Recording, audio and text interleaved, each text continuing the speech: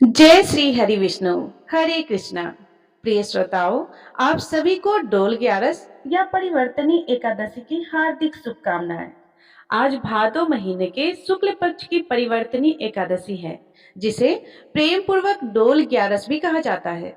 यह दिन अत्यंत शुभ और मंगलकारी माना गया है, क्योंकि इसी तिथि को भगवान श्री हरि अपनी योग निद्रा में करवट बदलते हैं और संपूर्ण जगत के लिए नए परिवर्तन की राह प्रशस्त करते हैं। आज के इस वीडियो में आप सुनेंगे परिवर्तनी एकादशी व्रत की संपूर्ण कथा।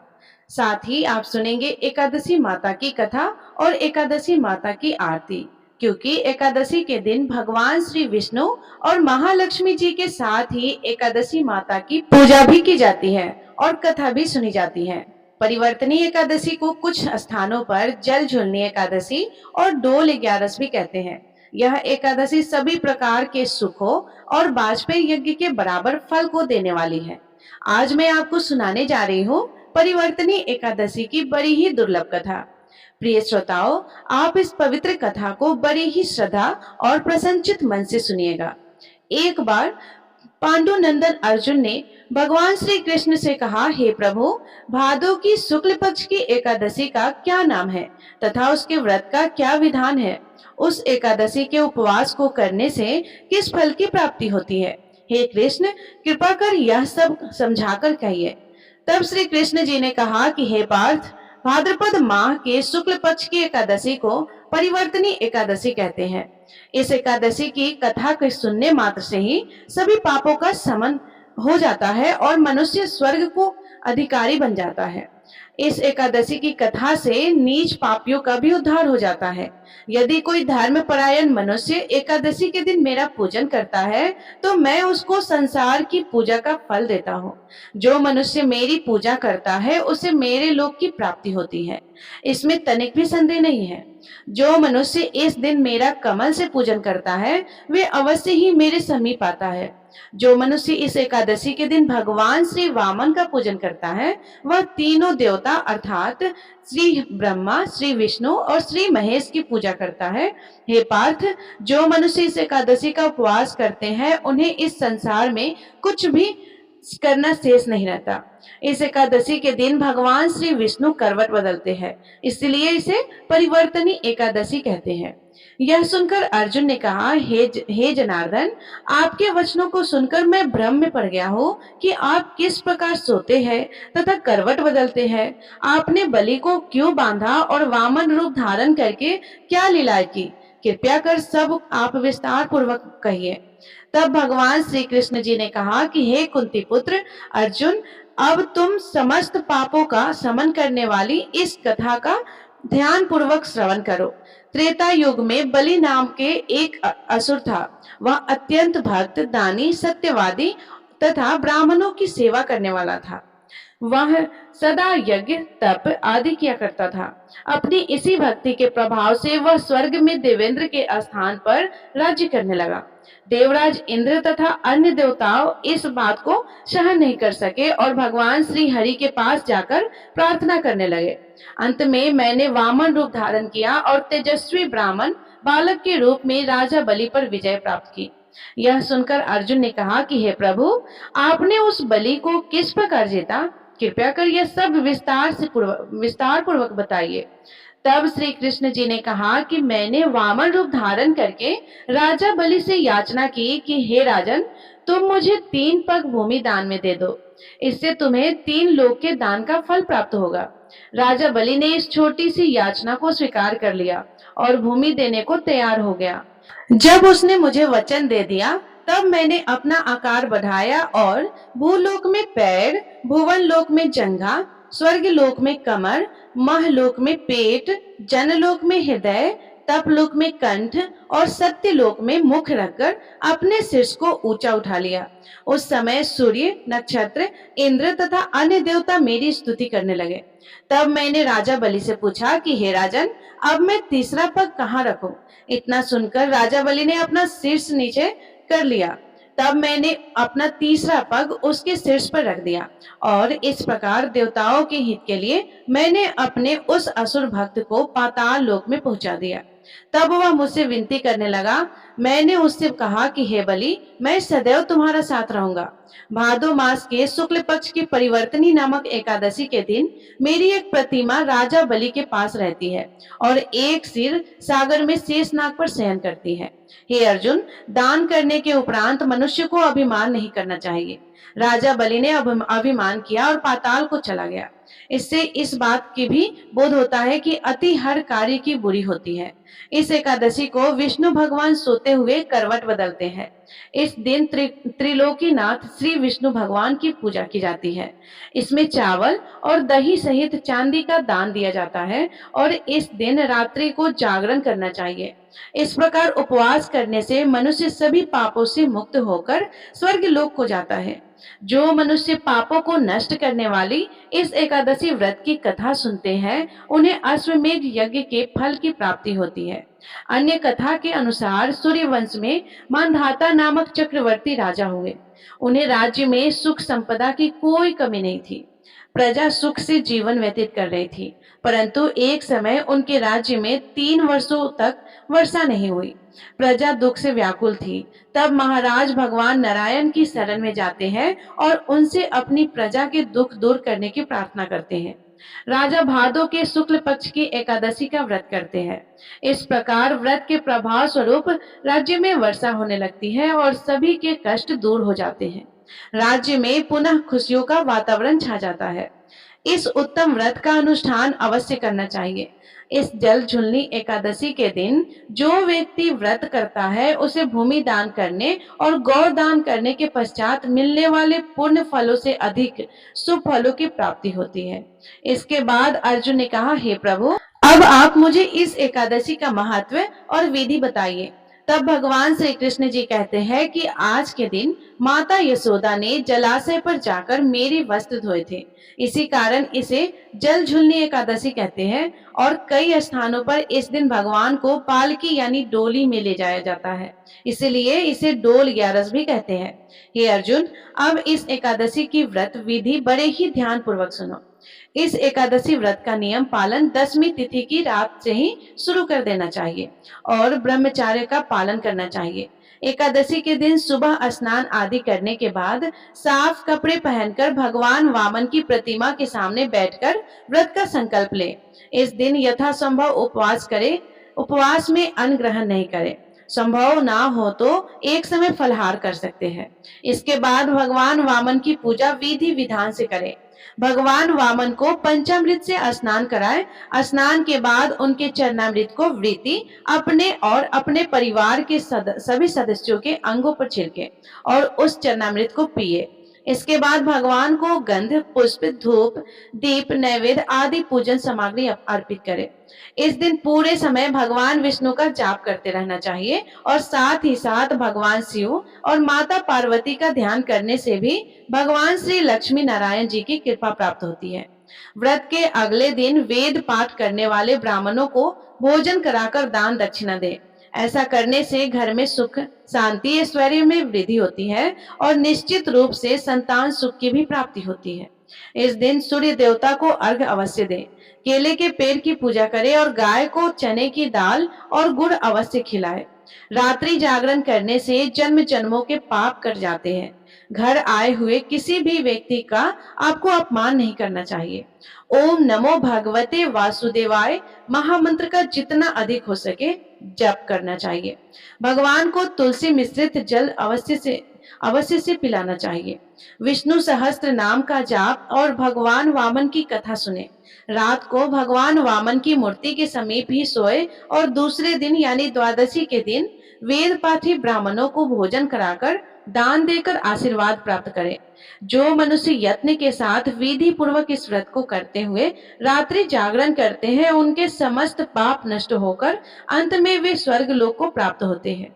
इस एकादशी की कथा के श्रवण मात्र से वाजपेयी यज्ञ का फल प्राप्त होता है। तो प्रेम से बोलिए भगवान श्री लक्ष्मी नारायण जी की जय। भगवान शिव शंकर और माता पार्वती की जय। प्रिय श्रोताओं, अब सुनिए एकादशी माता की कथा। एक बार एक राज्य में एक राजा रहा करता था। राजा बहुत ही बुद्धिमान और बलशाली था। राजा सदा ही अपनी प्रजा का बहुत अच्छे से ध्यान रखता था। प्रजा भी राजा को बहुत पसंद करती थी। राजा की दो बेटियां थीं। राजा अपनी दोनों बेटियों से बहुत प्रेम करता था। राजा की छोटी बेटी देखने में बहुत सुंदर और आकर्षित थी। राजा की बड़ी बेटी छोटी बेटी के मुकाबले थोड़ी कम सुंदर थी। राजा की छोटी बेटी माता की पूजा किया करती थी और सभी लोग राजा की छोटी बेटी से बहुत प्रेम करते थे और बहुत प्रशंसा किया करते थे। राजा भी अपनी छोटी बेटी को बड़ी बेटी से अधिक प्रेम करता था, जिसके कारण राजा की बड़ी बेटी को अपनी छोटी बहन से बहुत नफरत होने लगी थी। राजा की दोनों बेटियां जब बड़ी हो गई, तब एक पड़ोस के राज्य में रहने वाले राजकुमार राजा की बड़ी बेटी के लिए रिश्ता लेकर आया। लेकिन जैसे ही उस राजकुमार की नजरें राजा की छोटी बेटी पर पड़ी, तो वह राजकुमार राजा की छोटी बेटी पर आकर्षित हो गया और छोटी बेटी से पहली नजर में प्रेम करने लगा। उस राजकुमार ने राजा की बड़ी बेटी के साथ विवाह करने से मना कर दिया और उसने राजा से कहा कि मैं आपकी छोटी बेटी से विवाह करना चाहता हूँ। यह सब देखकर राजा की बड़ी बेटी अपनी छोटी बहन से बहुत क्रोधित हो गई और राजा की बड़ी बेटी ने अपनी छोटी बहन को अपना सबसे बड़ा दुश्मन मान लिया। राजा की बड़ी बेटी ने अपनी छोटी बहन से बदला लेने का निर्णय किया। राजा की बड़ी बेटी ने अपनी छोटी बहन को जान से मारने का उपाय सोचा। राजा की बड़ी बेटी ने अपनी छोटी बहन को मारने के लिए सबसे पहले एक लड्डू में जहर मिलाकर अपनी छोटी बहन को दे दिया और उसको लड्डू खाने के लिए कहा। लेकिन लड्डू खाने के बाद भी छोटी बहन को कुछ भी नहीं हुआ। बड़ी बहन यह देखकर बहुत आश्चर्यचकित हो गई, लेकिन बड़ी बहन ने हार नहीं मानी। जब उसकी छोटी बहन रात में कमरे में सो रही थी, तब उसने एक मटके में सांप रखकर उसके कमरे में छोड़ दिया, लेकिन सांप भी छोटी बहन का कुछ नहीं कर पाया। जिसके बाद बड़ी बहन ने अपनी छोटी बहन से कहा कि चलो हम लोग कुएं में से पानी भरकर लाते हैं, जिसके लिए वह अपनी छोटी बहन को पानी भरने के बहाने कुएं के पास ले गई और उसने अपनी छोटी बहन को कुएं में धक्का दे दिया। लेकिन छोटी बहन को तब भी कुछ नहीं हुआ, क्योंकि हर बार ग्यारस माता उसकी रक्षा कर रही थी और उधर बड़ी बहन अपने सारे प्रयास के बाद भी असफल हो रही थी, जिससे वह बहुत क्रोधित हो गई और फिर उसने अपनी छोटी बहन के पास जाकर उससे प्रश्न किया कि मेरी छोटी बहन, क्या तुमको पता है कि भगवान ने सबको मृत्यु एक निश्चित समय पर ही लिखी हुई है और कैसे तुम्हारी या मेरी मृत्यु होगी, क्या यह तुम जानती हो? तब छोटी बहन ने अपनी बड़ी बहन को बताया कि हाँ दीदी, मैं तो जानती हूँ मेरी मृत्यु कैसे होगी। छोटी बहन से यह सब बातें सुनकर बड़ी बहन मन ही मन बहुत प्रसन्न होने लगी और उसने अपनी छोटी बहन से कहा कि तो तुम मुझे अपनी मृत्यु का राज बताओ। तब छोटी बहन ने अपनी बड़ी बहन से कहा कि मेरी मृत्यु तो एक तोते में है। जो तोते के गले में एक हार है, उससे मेरी मृत्यु होगी। जब तक कोई भी व्यक्ति तोते को मारकर उस हार को अपने गले में पहनेगा, तो मैं मूर्छित हो जाऊंगी और जैसे ही उस हार को अपने गले से उतारेगा, तो मैं वापस जीवित हो जाऊंगी। अपनी छोटी बहन की मृत्यु का राज जानकर बड़ी बहन बहुत ही खुश हुई और उसने अपनी छोटी बहन को मारने के लिए उसके पालतू तोते को ढूंढना शुरू कर दिया और छोटी बहन को इस बात का आभास हो गया था कि कोई उसकी जान लेना चाहता है, जिसके लिए वह अपने पिताजी के पास गई और उसने अपने पिताजी से कहा कि पिताजी, मेरी मृत्यु के बाद आप मुझे मत जलाइएगा, बल्कि आप मुझे अपनी पुरानी वाली हवेली में एक पलंग में लिटाकर छोड़ दीजिएगा। अपनी छोटी लड़की की यह बातें सुनकर राजा बहुत आश्चर्यचकित हो गया। राजा ने अपनी छोटी बेटी से पूछा कि बेटी, तुम यह क्या कह रही हो? तब राजा की छोटी बेटी ने बताया कि पिताजी, समय किसी के लिए नहीं रुकता है। क्या कब किसको हो जाए, इसका किसी को कुछ नहीं पता। फिर राजा ने अपनी छोटी बेटी से कहा कि तुम ऐसी बातें क्यों करती हो? दो तीन दिन के बाद तो ही तुम्हारा शादी है। लेकिन छोटी बेटी ने अपने पिताजी को ऐसा करने पर मजबूर कर दिया और उसने वचन ले लिया। राजा ने भी अपनी छोटी बेटी की बात स्वीकार कर ली और 2-3 दिनों के बाद जब शादी का समय आया, तब राजकुमार बारात लेकर राजा के घर आया और राजकुमार और राजा की छोटी बेटी का विवाह शुरू हो गया। जैसे ही राजा की छोटी बेटी राजकुमार के साथ फेरी लेना शुरू कर दी, तो उसकी बड़ी बहन उस अपनी छोटी बहन के कमरे में जाकर उसके तोते को पकड़ लेती है और उसको जान से मार देती है। तोते के गले में जो हार था उसको अपने गले में धारण कर लेती है और जैसे ही बड़ी बहन उस हार को अपने गले में धारण करती है तो उधर छोटी बहन 3 ही फेरे ले पाती है और वहीं पर बेहोश होकर गिर जाती है। जिसके बाद राजा ने बड़े बड़े दर्द हाकिमों को बुलाया और अपनी छोटी बेटी का इलाज करने के लिए कहा। राजा की बात सुनकर जब वैद्य ने छोटी बेटी को देखा तो राजा को बताया कि आपकी छोटी बेटी ना तो जीवित है और ना मरी हुई है। ऐसा मैं पहली बार देख रहा हूँ। राजा ने वैद्य और हाकिम को यह बात बाहर बताने से मना कर दिया और उनको कहा कि अगर तुमने यह बात किसी को बताई तो हम तुमको फांसी दे देंगे। राजा ने अपनी छोटी बेटी को पुराने महल में जाकर एक पलंग में लेटा दिया और वहां पर कुछ सैनिकों को तैनात कर दिया। इसके बाद राजा वापस अपने महल पर आ गया। राजा की बड़ी बेटी अपने पिताजी के पास आई और कहने लगी कि पिताजी, अगर यह शादी संपन्न नहीं हुई तो आपकी इज्जत का क्या होगा? आप कहे तो मैं आपकी इज्जत बचाने के लिए राजकुमार से शादी करने के लिए तैयार हूँ। जिसके बाद राजा ने अपनी बड़ी बेटी की बात मान ली और राजा ने बड़ी बेटी को छोटी बेटी के कपड़े पहनाकर मंडप में भेज दिया। लेकिन राजकुमार यह जान गया था कि राजा की छोटी बेटी नहीं है बल्कि यह राजा की बड़ी बेटी है। लेकिन जब राजकुमार ने शादी करने से मना किया तो सभी लोगों ने राजकुमार को बेबस करके राजा की बड़ी बेटी से बचे हुए फेरे को संपन्न करा दिया और विवाह संपन्न हुआ। जिसके बाद राजकुमार राजा की बड़ी बेटी को अपने महल में ले गया। विवाह होने के बाद राजकुमार उससे ना तो बात करता था और ना ही उसे पसंद करता था और ना ही उसके आसपास भटकता था और राजकुमार ने यह फैसला लिया था कि अपनी प्रेमिका को ढूंढ कर रहेगा और यह जानकर रहेगा कि उसके साथ क्या हुआ है। एक दिन राजकुमार अपने घोड़े पर सवार होकर राजा के पुराने महल के पास पहुंचा, जहां पर उसने कुछ सैनिकों को देखा। महल के पास पहुंचकर राजकुमार ने जब महल को ध्यान से देखा तो वह समझ गया कि ये तो हमारे ससुर जी का महल है। जब राजकुमार ने सैनिकों से पूछा कि तुम लोग यहाँ क्या कर रहे हो और इस महल के अंदर उस पलंग पर कौन लेटा है, जिसके बाद सैनिकों ने बताया कि यहाँ पर राजा की छोटी बेटी लेटी है। यह सुनकर राजकुमार बहुत प्रसन्न हो गया और वह तुरंत अपनी प्रेमिका के पास पहुंच गया और उसकी सेवा करने लगा। जैसे ही रात हुई तो राजा की छोटी बेटी उठकर खड़ी हो गई। राजकुमार यह देखकर बहुत खुश हो गया और उसने अपनी प्रेमिका से पूछा कि तुम यहाँ क्या कर रही हो? तुम मेरे साथ मेरे घर चलो।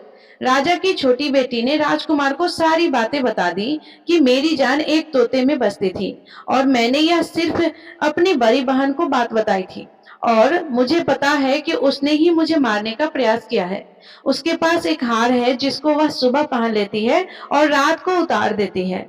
जब तक वो हार को पहन कर रखती है तब तक मैं मूर्छित रहती हूँ और जैसे ही वो हार को उतार देती है तो मैं जीवित हो जाती हूँ और जब तक मेरी बहन के पास वो हार रहेगा तब तक मैं ऐसे ही जीवित और मूर्छित होती रहूंगी। अगर मेरी बड़ी बहन के पास जो हार है वो मेरे हाथ लग जाए तो मैं हमेशा के लिए जीवित हो जाऊंगी। राजकुमार यह सब बातें सुनकर राजा की छोटी बेटी के पास रहने का निर्णय ले लेता है और उसने अपने बचे हुए सारे फेरे उस पलंग में लेटी हुई राजकुमार की छोटी बेटी के साथ ले लिए और अपना विवाह पूर्ण कर लिया और वहीं पर वो रहने लगा। देखते ही देखते कुछ समय में राजा की छोटी बेटी और राजकुमार की पत्नी गर्भवती हो गई। एक दिन राजकुमार को किसी काम से बाहर जाना पड़ा। तब छोटी बहन के पेट में बहुत तेजी से दर्द होने लगा, जिसके बाद उसने माता का आह्वान किया। जिसके बाद वहां माता प्रकट हुई और उन्होंने अपने भक्तों के दर्द को दूर किया और एक पुत्र की प्राप्ति करवाई और वहीं पर अचानक से राजकुमार भी आ गया। राजकुमार ने ग्यारस माता को देखा तो वह आश्चर्यचकित हो गया और उसने तुरंत ग्यारस माता को प्रणाम किया और ग्यारस माता ने राजकुमार से कहा कि जब तुम्हारा पुत्र 5 वर्ष का हो जाए तो तुम आकर अपनी पत्नी का हार इसके गले में डाल देना। और देखते ही देखते राजकुमार और राजा की छोटी बेटी का पुत्र 5 वर्ष हो गया। तो राजकुमार अपने बेटे से कहता है कि बेटा, मैं कुछ काम से बाहर जा रहा हूँ, तुम अपनी माता का ध्यान रखना, और वहां से चला जाता है। राजा को बाहर निकलता देखकर बड़ी बहन के सैनिक देख लेते हैं और बड़ी बहन को जाकर सारी बातें बता देते हैं। जिसके बाद बड़ी बहन अपनी छोटी बहन के पुत्र को वहां से उठवा लेती है और उसको मरवा देती है। छोटी बेटी के पुत्र के 2 टुकड़े करवा देती है। पहला टुकड़ा चक्के के पास छुपा देती है और दूसरा टुकड़ा अपने पलंग के नीचे रख लेती है। अब 11 माता भिखारी का रूप लेकर आती है और एक भिखारी का रूप रखकर बड़ी बहन के पास चली जाती है, जिसके बाद वहां पर भिक्षा मांगने लगती है। तो बड़ी बहन अपने नौकरों से कहती है कि जाकर भिक्षा दे दो। लेकिन जैसे ही नौकर 11 माता को भिक्षा देने के लिए आते हैं, तो माता उन्हें मना कर देती है और कहती है कि मैं तुम्हारी महारानी से ही भिक्षा लूंगी। जिसके बाद बड़ी बहन स्वयं ही भिक्षा देने के लिए माता के पास आती है। तब माता एक बिल्ली का रूप लेकर उसके कमरे में चली जाती है और वहां पर छोटी बेटी के पुत्र के 2 टुकड़ों को आपस में जोड़ देती है और उसे जीवित कर देती है। फिर उसे वहां से ले जाती है। राजकुमार अपने बेटे को लेकर अपनी पत्नी के पास जाता है और उसे कहता है कि तुम इसका ध्यान रखना। अगर तुम इस बच्चे का अच्छे से ध्यान रखोगी तो मैं तुमसे बात करूंगा। एक दिन राजकुमार अपने बच्चे से कहता है कि तुम मम्मी से उनके गले का हार मांग लो। तो अपने पिता की बात मानकर राजकुमार का लड़का अपनी मम्मी के पास जाता है और कहता है कि मम्मी, मुझे तुम्हारा हार चाहिए।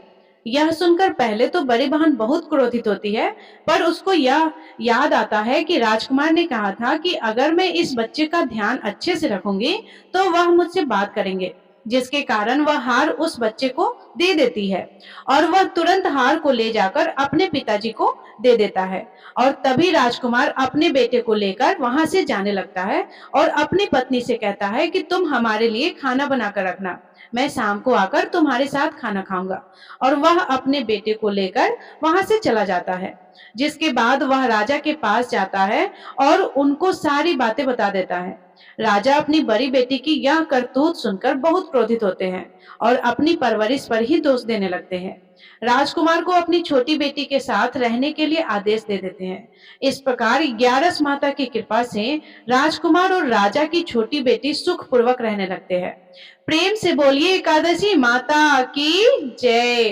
प्रेम से बोलिए माता लक्ष्मी और भगवान विष्णु की जय। माता पार्वती और भगवान शंकर की जय। प्रिय श्रोताओं, ये थी परावर्तनी व्रत की संपूर्ण व्रत कथा और एकादशी माता की कथा। यदि ये कथा आपको पसंद आई हो तो वीडियो को लाइक करके अपने दोस्तों के साथ शेयर जरूर कीजिएगा। यदि आप चैनल पे नए हैं तो चैनल को सब्सक्राइब करके बेल आइकन बटन को प्रेस जरूर कीजिएगा, क्योंकि जो भी वीडियो मैं डालूं सबसे पहले नोटिफिकेशन आपके पास जाए। और कमेंट में जय श्री हरि विष्णु अवश्य लिखिएगा। धन्यवाद। राधे राधे। जय श्री कृष्णा।